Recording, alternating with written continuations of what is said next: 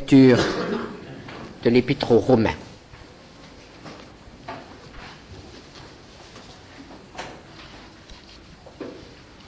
Romains, chapitre 8. Nous pencherons ce matin sur les versets 1 à 14. Au chapitre 6, l'apôtre Paul nous a appris qu'il s'est passé quelque chose d'extrêmement important au moment de notre conversion. Nos péchés ont été pardonnés, nous avons été sauvés, mais, et cela nous l'oublions souvent, en tout cas nous ne le réalisons pas tout de suite, nous avons été intégrés en Christ. L'apôtre Paul exprime cela par une image. Nous sommes devenus une même plante avec Jésus-Christ. Une même plante. Nous avons été greffés en Jésus-Christ. Nous sommes devenus un avec Jésus-Christ. La régénération opère une identification avec le Seigneur. Identification à sa mort et dans sa résurrection. Cela, nous ne le réalisons pas tout de suite. Et il faut parfois des années pour le comprendre et surtout pour le vivre. Au chapitre 7, l'apôtre Paul met en lumière quelque chose qui est extrêmement troublant pour le chrétien. Il désire servir Dieu et n'y parvient pas. Il veut faire le bien et il fait le mal. Il veut éviter de faire le mal et il n'y parvient pas. Et il découvre, après sa conversion, un véritable conflit qu'il ne connaissait pas avant sa conversion. Avant sa conversion, il n'était pas préoccupé par le mal qu'il faisait, ou tout au moins rarement. Mais après sa conversion, il semble vraiment qu'il fasse de plus en plus de mal et qu'il soit de moins en moins capable de vivre une vie qui puisse satisfaire Dieu. Et il découvre ce conflit en lui entre ce qu'il veut, le bien, et ce qu'il peut faire, c'est-à-dire ce qu'il fait, c'est le mal. Le conflit entre le vouloir et le faire. Et l'apôtre Paul exprime cela en disant, mais en réalité, il y a deux natures dans le croyant. Il y a deux natures en toi. La nouvelle qui désire être agréable à Dieu et l'ancienne qui continue à faire ce qu'elle a toujours fait, c'est-à-dire le mal. Et cette ancienne nous est collée après, cette ancienne fait partie de nous-mêmes, nous ne pouvons pas nous en séparer, nous ne pouvons pas nous détacher de cela. Et l'apôtre Paul exprime bien la souffrance et parfois le désespoir du croyant qui s'aperçoit qu'il n'arrive pas à surmonter cette tendance au mal dans sa vie, qui lui est attaché après comme une mort. C'est un poids mort, c'est quelque chose qui l'entrave dans son épanouissement. Et il s'exprime, il s'écrit à la fin de ce chapitre 7, au verset 24, « Qui me délivrera du corps de cette mort ?» Il s'aperçoit qu'il a besoin d'une délivrance et qu'il a besoin de quelqu'un, de l'intervention de quelqu'un d'autre pour être libéré de ce poids mort qu'il traîne avec lui, de ce corps de mort qu'il traîne avec lui et qui le tire toujours vers le bas. Le péché, l'ancienne nature, le vieil homme, la chair, appelez-le comme vous voudrez. Donc, la parole de Dieu fait apparaître la véritable nature de l'homme. Et elle nous montre que nous sommes foncièrement corrompus et portés au mal. Et la conversion introduit en nous une nouvelle nature, mais l'ancienne est toujours là. Et l'apôtre Paul, au chapitre 7, a également montré que la loi est valable pour ceux qui sont vivants. Elle est temporelle. La mort met fin à toute action de la loi. Même les pires crimes ne seront pas châtiés si le criminel meurt avant d'être jugé. Et cela est très important, en pensant surtout à l'identification avec Jésus-Christ. L'identification en sa mort. En étant devenu un avec le Seigneur Jésus, notre passé, notre être est considéré comme mort par rapport à la loi. Et Dieu ne va plus nous faire de reproches concernant ce qui a été confessé, ce qui a été abandonné au moment de notre conversion. Il ne va plus revenir en arrière. Il nous considère comme morts. Et c'est pourquoi l'apôtre Paul peut commencer le chapitre 8 des Romains avec une affirmation qui nous soulage et qui nous réjouit. Il n'y a donc maintenant aucune condamnation pour ceux qui sont en Jésus-Christ. Nous lirons les 4 premiers versets. En effet, la loi de l'esprit de vie en Jésus-Christ m'a affranchi de la loi du péché et de la mort. Car, chose impossible à la loi, parce que la chair la rendait sans force, Dieu a condamné le péché dans la chair en envoyant à cause du péché son propre Fils dans une chair semblable à celle du péché. Et cela afin que la justice de la loi fût accomplie en nous qui marchons non selon la chair, mais selon l'esprit. Il n'y a donc maintenant aucune condamnation pour ceux qui sont en Jésus-Christ. Quelle affirmation! Et pourquoi cela? Parce que la mort du coupable met fin aux effets de la loi. Dieu nous considérant comme morts en Christ au moment de notre conversion, ne nous fait plus de reproches pour tout ce qui a été fait avant cette conversion. Quels que soient nos crimes, quels que soient nos péchés, il trouve le pardon, il trouve la purification, mais aussi l'oubli. Le passé est effacé parce que nous avons accepté le jugement de Dieu, la mort. La conversion est une mort, un renoncement à notre vie propre. Et nous disons, Seigneur, je me donne maintenant à toi et c'est pour toi que je veux vivre. Et par là même, nous nous condamnons à mort. Et nous acceptons le jugement de Dieu qui nous condamne à mort. Et nous mourrons en Jésus-Christ. Le péché est réellement expié. Quelle délivrance, n'est-ce pas?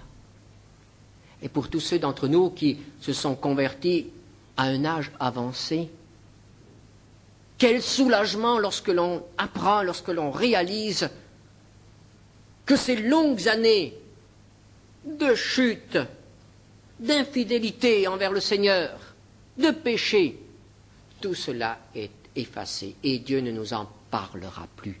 Mais c'est cela le pardon, c'est cela la grâce. Quel bonheur, quel soulagement, quelle paix lorsque l'on découvre que Dieu nous a pardonné. Il nous a pardonné parce que son Fils est devenu homme, parce que son Fils a été puni à notre place, parce que son Fils a été condamné à notre place, parce que son Fils est mort à notre place. Et c'est lui qui nous donne la paix. Aussi, nous souvenons-nous de ce que disait l'apôtre Paul au chapitre 5, tout au début de ce chapitre, au verset 1er. Étant donc justifiés par la foi, nous avons la paix avec Dieu par notre Seigneur Jésus-Christ. La paix est l'un des premiers sentiments que l'on éprouve au moment d'une conversion authentique. On est soulagé d'un énorme fardeau et on est enfin en paix avec Dieu. plus de condamnation pour celui qui est en Jésus-Christ. Et au verset 2, l'apôtre Paul nous présente l'Esprit de Dieu, l'Esprit de vie. En effet, la loi de l'Esprit de vie en Jésus-Christ m'a affranchi de la loi du péché et de la mort. La conversion n'est pas seulement une mort avec Christ. Jésus n'est pas resté dans le tombeau. Jésus est ressuscité. La conversion, oui, c'est la fin de quelque chose, la fin d'une vie. Mais c'est aussi le départ, le commencement d'une vie nouvelle. C'est une mort, une résurrection. C'est une mort, mais c'est une nouvelle naissance. Le départ, le début d'une vie nouvelle, qui n'est plus notre vie, mais qui est une vie donnée par Dieu. Son esprit vient demeurer en celui qui accepte Christ comme Sauveur et Seigneur. Il vient demeurer en lui, il fait de lui un homme nouveau. Il met en lui des possibilités nouvelles. Et ces possibilités sont plus fortes que le péché et la mort. Et elles permettent donc l'affranchissement par rapport aux lois du péché qui ont régné sur nous et qui nous ont asservis jusqu'à présent. Et c'est pourquoi l'apôtre Paul parle toujours d'un affranchissement. Chapitre 6, verset 18, ayant été affranchi du péché. Chapitre 6, verset 22, mais maintenant étant affranchi du péché et devenu esclave de Dieu, vous avez pour fruit la sainteté et pour fin la vie éternelle. Et le Seigneur Jésus lui-même parlait de cet affranchissement dans Jean 8, verset 36. Si le Fils vous affranchit, vous serez réellement libre. Un affranchissement. Affranchissement par rapport au péché, à la puissance du péché qui est en nous. Et la loi, que devient-elle? La loi de Dieu qui est bonne et qui condamne le péché, que devient-elle? Quelles seront les relations du croyant avec la loi? Au verset 4, cela afin que la justice de la loi fût accomplie en nous qui marchons non selon la chair, mais selon l'esprit. Nous apprenons ici dans ce verset qu'il y a de nouvelles relations avec la loi. Tout d'abord, par rapport à notre passé. Nous savons que l'action de la loi est éteinte par notre identification en la mort de Jésus. Nous n'avons donc plus de condamnation à craindre. Nous n'avons pas à trembler que Dieu un jour nous reproche quelque chose que nous avons fait il y a 20 ans ou il y a 50 ans. Si nous l'avons confessé, si nous l'avons apporté au Seigneur, cela est pardonné et effacé. Et même lorsque nous nous présenterons devant lui, il ne nous en parlera plus. Il n'y aura plus de traces de notre péché et de notre passé. Ces choses-là sont écartées. C'est une chose jugée et on ne parle plus d'une chose jugée. Et j'ouvre là une parenthèse. Il faut que nous, croyants, nous apprenions aussi à vivre ainsi avec nos frères. Et il faut que nous sachions que c'est une offense au Dieu qui pardonne de rappeler à un frère ce qu'il a fait avant sa conversion. Parce que ces choses-là sont oubliées par Dieu. Et nous n'avons pas, nous, à faire l'œuvre du diable en le lui rappelant, en devenant des accusateurs. C'est une chose jugée. On n'y revient plus, on n'en parle plus. Donc, par rapport à notre passé, la loi est satisfaite. Par rapport à notre ancienne nature, la loi continue à faire son travail. Et ce travail consiste à révéler que notre vieil homme, notre moi, est absolument incapable à faire la volonté de Dieu. et que tous les efforts du vieil homme ne parviendraient pas à le rendre agréable à Dieu. De ce fait, la loi restera toujours l'ennemi de notre vieil homme. Et ça, il faut que nous nous en souvenions. Et la loi agira toujours contre le vieil homme quand il se manifestera en nous. Et de ce fait, nous aurons toujours un sentiment de culpabilité. De ce fait, nous nous sentirons toujours accusés lorsque ce sera notre vieil homme qui agira en quelque circonstance que ce soit, même si notre expérience de marche avec le Seigneur est déjà vieille de 50 ans.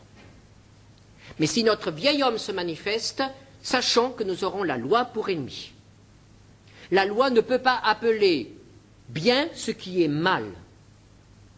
Et même chez le chrétien, lorsqu'il agit mal, la loi révélera le mal qu'il fait. Et le Saint-Esprit accusera. Et la loi demandera justice, exigera condamnation, jugement, condamnation et verdict, application de peine. La loi est faite pour ça. Et n'essayons pas de frauder, essayons pas de fermer les yeux sur cette réalité.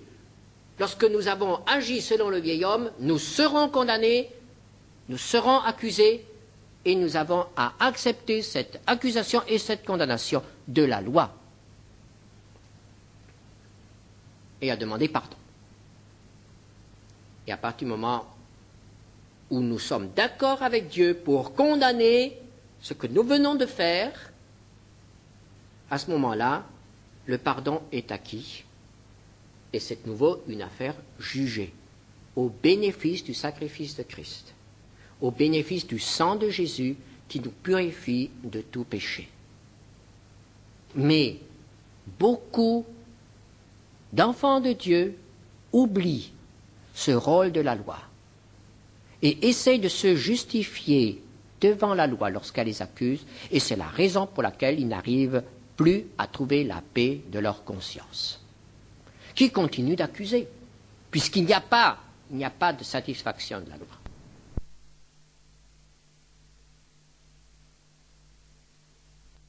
Par rapport à l'homme nouveau, oh là, la loi est d'accord avec l'homme nouveau, et l'homme nouveau est d'accord avec la loi. Le Saint-Esprit en nous ne peut jamais dire le contraire de ce qu'il a écrit et que nous trouvons dans la Bible. Le Saint-Esprit en nous dira toujours Amen à tout ce que nous lirons dans la parole de Dieu. Il n'y a pas de conflit entre le Saint-Esprit et la parole de Dieu, entre l'homme nouveau en moi et ce que je lis. Il y a accord parfait entre l'homme intérieur et la loi, la parole. Et le Saint-Esprit agit en employant la loi, en employant la parole, pour fortifier, pour conforter la nature nouvelle en moi, pour l'édifier par l'enseignement de la parole. La parole de Dieu n'est pas mon ennemi, elle est mon allié. La parole de Dieu est ma nourriture. La loi du Seigneur, comme l'exprime le psalmiste, c'est du miel, c'est de l'or, c'est ce que j'ai de plus précieux et que le Seigneur a mis à ma disposition. Seulement, ne nous trompons pas de destinataire. La parole de Dieu est agréable à l'homme intérieur et désagréable à mon moi. Ne nous trompons pas. Et si nous avons dans notre cœur des sentiments de rejet contre la parole de Dieu, dites-nous, il faut que nous nous disions, que nous réalisions que ce sentiment de rejet ne vient pas du Saint-Esprit, mais vient de ma nature pécheresse, du vieil homme. La parole de Dieu est l'auxiliaire du Saint-Esprit pour mon édification, pour ma sanctification. Chapitre 6, verset 22. Mais maintenant, étant affranchi du péché et devenu esclave de Dieu, vous avez pour fruit la sainteté et pour fin la vie éternelle. Et la sainteté, nous dit l'apôtre Paul dans l'épître aux Éphésiens au chapitre 4, versets 23 et 24, la sainteté est produite par la vérité. Éphésiens 4, versets 23-24, à être renouvelé dans l'esprit de votre intelligence et à revêtir l'homme nouveau, créé selon Dieu, dans une justice et une sainteté que produit la vérité. Et il n'y a pas de vérité en dehors de la parole de Dieu. Donc, que produit la parole de Dieu? La sainteté découle de l'application de la parole de Dieu dans ma vie par la puissance du Saint-Esprit. Donc, il n'y a pas de conflit entre l'homme nouveau et les exigences de la parole de Dieu. Au contraire, nous sommes confortés, nous sommes guidés, nous sommes encouragés par la parole de Dieu. Et c'est pourquoi la sanctification repose en grande partie sur notre capacité d'identifier l'origine de nos pensées, de nos motivations, de nos paroles et de nos actes. Il faut que nous sachions d'où viennent ces choses, si elles sortent de l'ancienne nature ou si elles sont des manifestations de la nouvelle nature. Et l'apôtre Paul va nous aider à bien reconnaître ces deux natures en nous. Chapitre 8 des Romains, versets 5 à 8. Ceux, en effet, qui vivent selon la chair s'affectionnent aux choses de la chair, tandis que ceux qui vivent selon l'esprit s'affectionnent aux choses de l'esprit. Et l'affection de la chair, c'est la mort, tandis que l'affection de l'esprit, c'est la vie et la paix. Car l'affection de la chair est inimitié contre Dieu, parce qu'elle ne se soumet pas à la loi de Dieu et qu'elle ne le peut même pas. Or, ceux qui vivent selon la chair ne sauraient plaire à Dieu. Il y a en nous deux natures. Et nous recherchons, consciemment ou non, toujours ce qui plaît à la nature qui domine en nous. Je parle ici à des chrétiens. L'apôtre Paul s'adresse à des croyants régénérés. Ça ne concerne pas les incrédules, ça ne concerne pas ceux qui ne sont pas régénérés. Eux, ils n'ont qu'une nature. Mais ici, il est question des croyants. Si, consciemment ou non, c'est la chair qui domine en nous, notre vieil homme, nous rechercherons ce qui plaît à la chair. Si, au contraire, c'est l'Esprit de Dieu qui domine, nous rechercherons ce qui plaît à l'Esprit. Alors, observons notre comportement. Nos affections, nos désirs, nos motivations vont nous aider à reconnaître ce qui est dominant en nous. Je suis par moi-même incapable de vous dire si je suis conduit par l'esprit ou conduit par mon moi, parce qu'il y a un moi religieux qui sait si bien imiter l'être spirituel.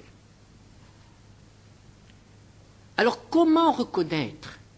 Mais il faut que je m'observe, il faut que je me connaisse, il faut que je prenne la peine de découvrir quelle est au fond la racine, quel est vraiment ce qu'il y a en moi qui me fait agir, qui me fait parler, qui me fait penser, établir des projets. Est-ce l'ancienne nature ou la nouvelle?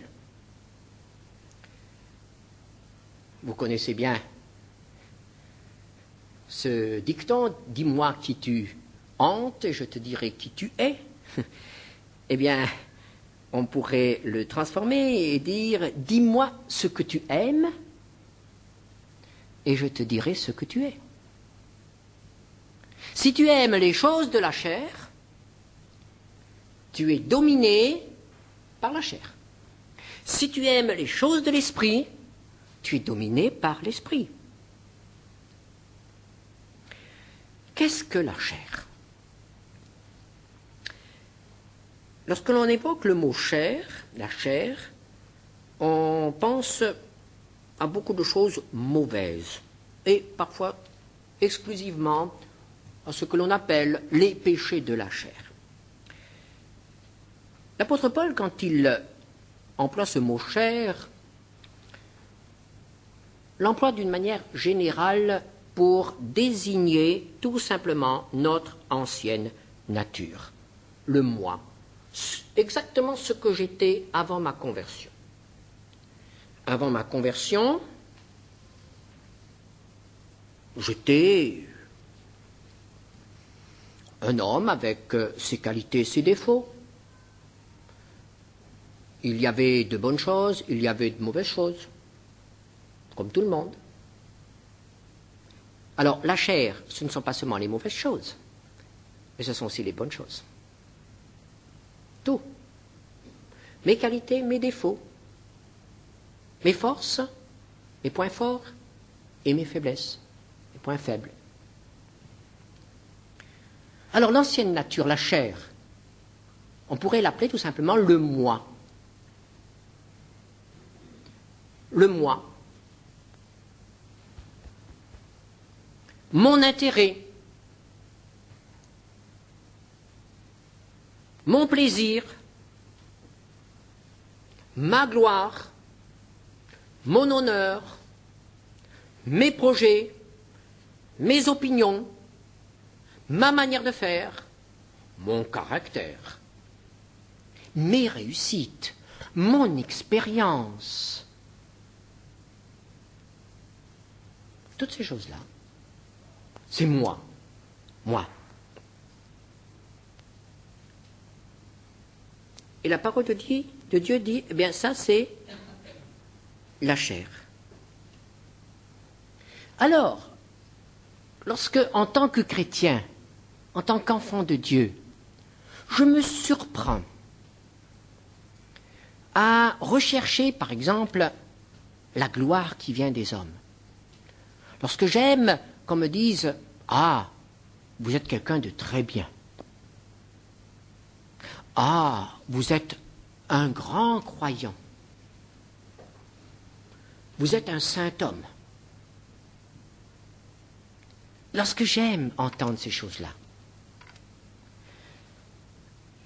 lorsque je recherche ces choses-là, qu'est-ce que je suis en train de nourrir?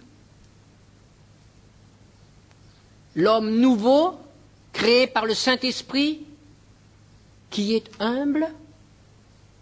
Non. Je suis en train de donner une bonne dose de vitamines à ma chair, à mon moi, à ma vieille nature. Et on peut continuer ainsi. Même dans le domaine religieux, nous savons si bien camoufler nos motivations réelles et profondes. Et combien souvent nous sommes obligés, je suis obligé de me surprendre et de dire ce que tu as fait là, finalement, tu l'as fait pour toi et pas pour le Seigneur. C'est toi que tu avais en vue. Bien sûr, ça a eu des retombées pour le Seigneur. On a fait quelque chose pour le Seigneur. Mais tu t'es recherché toi-même. Prenons un autre exemple. Nous avons pris l'exemple de la recherche de la gloire, de l'approbation. Mais il peut aussi arriver que nous soyons en présence de personnes qui n'ont aucune envie de nous approuver. Bien au contraire. Et c'est parti pour une entreprise de démolition. Oui, tu es ceci, tu es cela, tu es cela, tu as fait ceci, tu as dit cela. Alors comment allons-nous réagir? C'est très délicat ça. Comment allons-nous réagir? Comment réagit le Saint-Esprit? Comment réagit le Seigneur? Mais si on me dit, si on me reproche une faute, le Saint-Esprit me dira, mais ce frère a raison, tu as réellement fauté. Tu as mal agi, demande pardon. Et l'ancienne nature, comment réagira-t-elle?